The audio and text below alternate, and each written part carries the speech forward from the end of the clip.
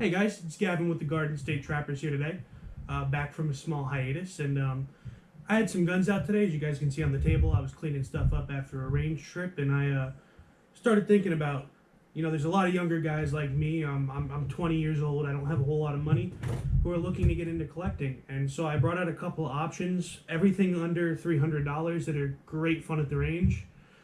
Some even have practical uses. Most of these are 22 caliber rifles, granted, and some of them will be project guns. One of them will be at least. But I think they're definitely worth the time, worth the effort, and we'll get started. First, I have this GSG 22. This is a European 22. It's not the highest quality. You see up here at the front, it has what appears to be a suppressor, making this the SD variant. But it is actually just a false barrel shroud. I live in New Jersey. Suppressors are a big no-no here.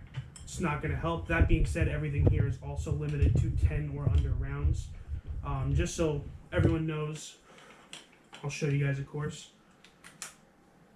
There's nothing in the magazine here. Chamber is open. I don't know if you guys can see that, but all these firearms are cleared and were cleared before filming started. So the GSG is it's a great plinker. It's really fun to use. It's great for younger people, smaller people. It's not super duper heavy, but it is heavy for a gun of this size. I would definitely recommend picking one up if you can. You're not getting a real MP5 with this. It's a 22. It's gonna have some weird issues occasionally, but that's something that comes with semi-automatic rimfires, especially in this price range. This one I got for $295, so right under that $300 mark. It was just cool. Saw it on the shelf, decided I had to have it, and it really is. It's a great piece. I like it. It's fun to shoot. My friends like it when they come to the range with me. It helps me get people who aren't so into guns comfortable around them, and make the sport more accessible, so people understand us a little bit better. So we're gonna move on to the first gun I ever purchased. This is a Marlin Model 60. This is the stainless steel version. The serial number on this one puts this right around the production of 2009. As you can see, it's got some dust on it. It's mostly a wall hanger these days because I've got a bunch of cool toys to play with now. Again, I'll show you guys. Nothing in the chamber. I'll cycle it a couple times. Gun's completely clear, and I will lock that open for my own good peace of mind. Right on top, just a Tasco. It's a 4x15. Came off of another gun I had. Not super accurate, but I bought this at 18. I was really rough on it, but it's held up, and I knew if I really had to, I could depend on it. Another thing I really like about this gun that put it before the Ruger 1022 for me is being that I'm in New Jersey. We have really strict gun laws here, including a magazine restriction. However, the one workaround for semi-automatic rifles with a magazine restriction is it being tube-fed. Tubular-fed 22 LRs do not have a limit on them in terms of capacity. So in theory, if I really, really wanted to, when I put the time in, I could have a goofy long tube on this thing and it would all be kosher. All be good to go. This gun is great. Like I said, it's a tack driver. It's really, really accurate. I love it. I picked one of these up because when I was younger, I used to go to the range with my grandfather and my uncle, and he had one of these, and I really liked it. So when my 18th birthday rolled around, this is exactly what I knew I wanted. Alright, and on to the next one. Now this rifle, this one's not actually mine, this is my father's. I borrowed this for the video. Some of you may recognize this if you've ever seen another one of our videos.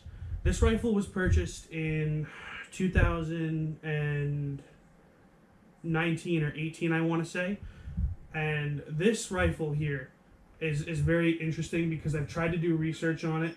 It's a J.C. Higgins. It's a model, let's see.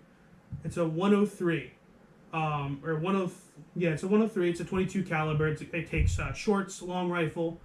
It even takes the 22 regular, which is not something I've really heard of, or long, I suppose. But it's definitely a dependable rifle. I was surprised when I took this to the range. It's actually exceedingly accurate. As you know, this was our trapline rifle, so any shots we took were never more than 3-4 inches from the target with a 22 short. But this gun is definitely great. It's my dad used to call it a swamp gun. You see it's got some wear and tear on there, but that's what made it perfect for us. It had character. It was cheap. It's what we could afford to get our hands on to get into trapping. For those of you who do trap, you know it's not very cheap. This is but all around great gun. If you guys can pick one up, they can be had for about $200. This one was purchased for about $185. I don't really have a whole lot to say about it because I don't use it a lot. But like I said, if you need something small and dependable that you can hunt small game with, run a trap line with, or even just some light target shooting, this is a great value for your money at just under $200. Now this one can vary depending on where you are and who you know. This is a classic. Most people are going to know what I'm holding right here in my hand. This is a Ruger 1022. It's the apex of semi-automatic 22 rifles right now. It's the hottest on the market. People do all sorts of crazy things with body kits and chassis and integral suppressed barrels and trigger kits. I bought this gun for $295 brand new on promotion, which is a common price. But there's not a whole lot to say about it. I mean, it's accurate, it's fun, it's just like the GSG. It's good to have people who don't shoot a lot use to get into it. I recently took my friend and one of his friends down to the range with it, and me and my friend had shot before, but his female friend had never shot, and this was the perfect thing to get her right into it. We're gonna stray away a little bit from our 22 LRs now. We're gonna go for something interesting here. Might be a little confused by this. This is a Spanish Mauser that was converted to 308. From my understandings of this was done during the Spanish Civil War to adapt to NATO cartridges. This thing, I have to say, I love this. My little sister Sam loves this. This rifle, all around, is incredibly accurate. It's good fun. The one thing I would say is that this was designed for 7.62 by 51 NATO.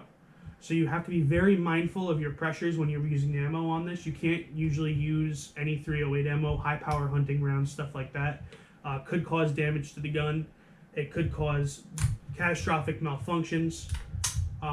But you just keep that in mind. You be safe.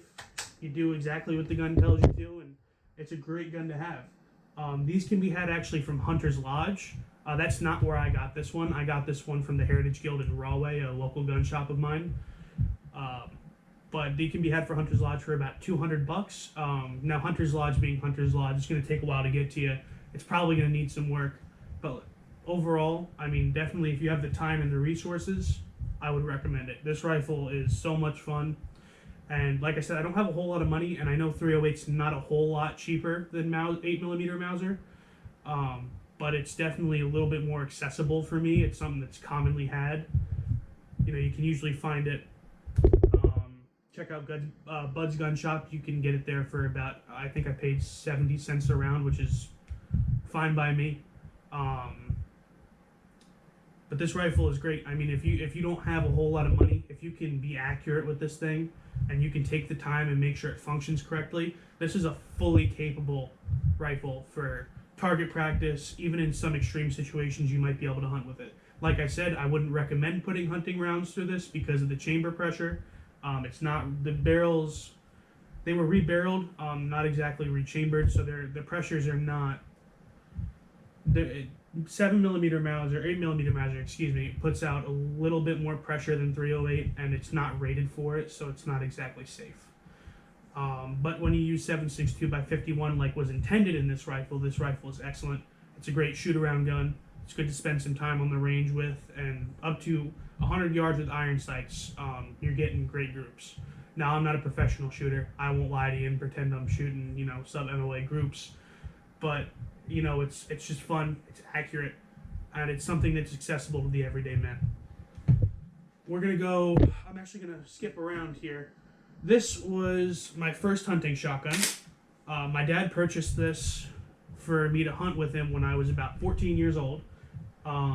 This gun was always held by him, stored by him. He never let me keep hold of it until I did end up getting my FID and getting some guns of my own, which is great because, got to do the right thing. You don't want to get anybody in trouble. This is just a simple 12 gauge H&R partner pump. The partner pump is no longer in production to my understanding. Once again, firearm is empty. Cycle it for you guys.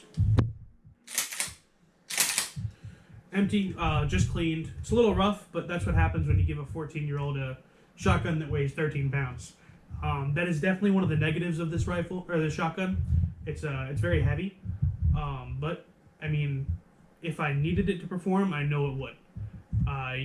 There are some issues with it, of course. Sometimes I do have issues cycling after shooting, but you can usually work it out in the field, and it doesn't have to end your day. That being said, this was got for about this is the most expensive thing on the list here. This was had for about $325 from Dick's Sporting Goods back when they sold guns.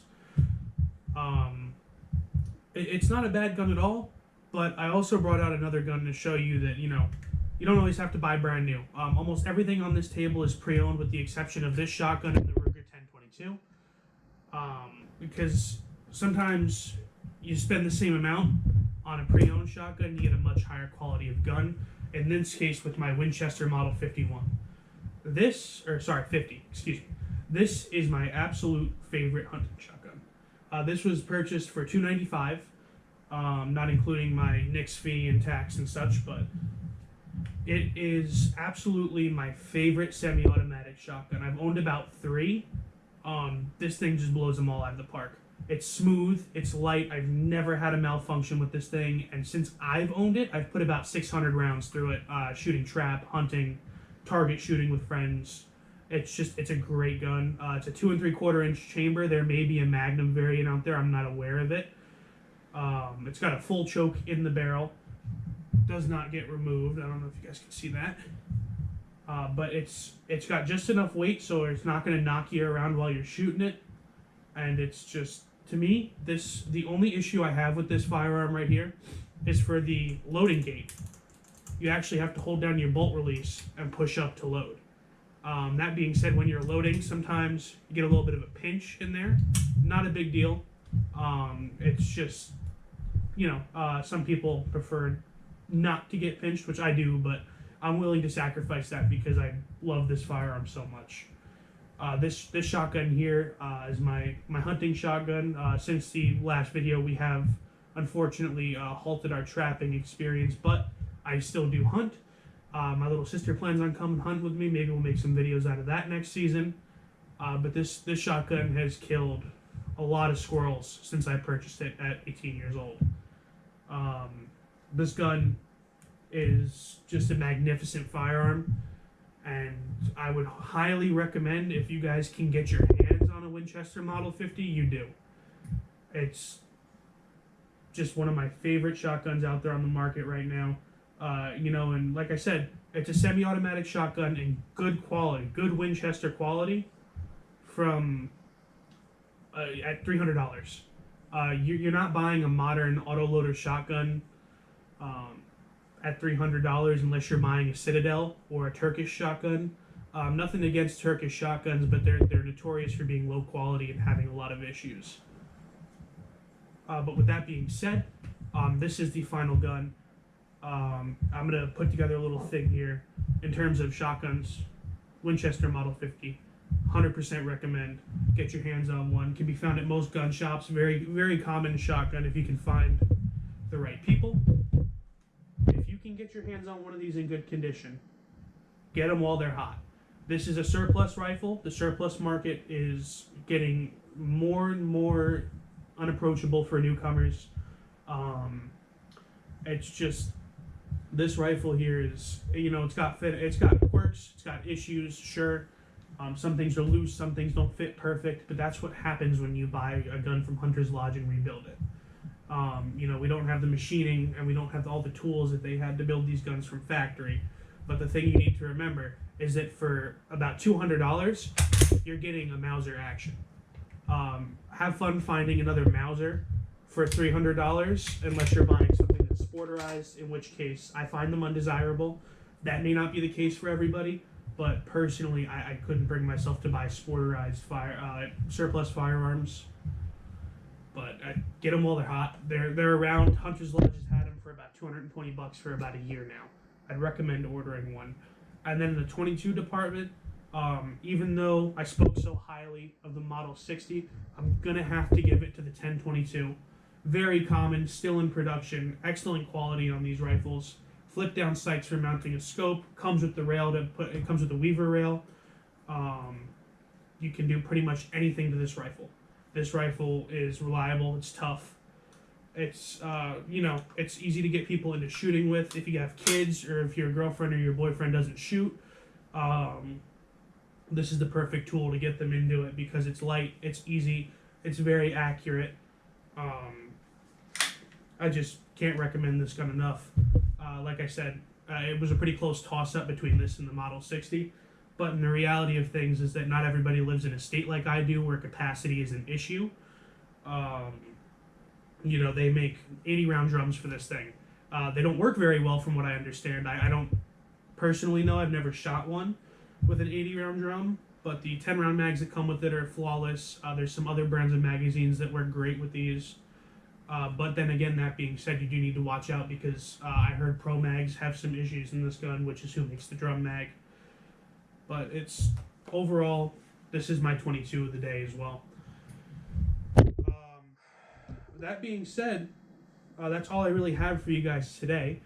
I do have more military surplus. I'm actually going to wrap up here, and I'm going to come back out and do a video about surplus.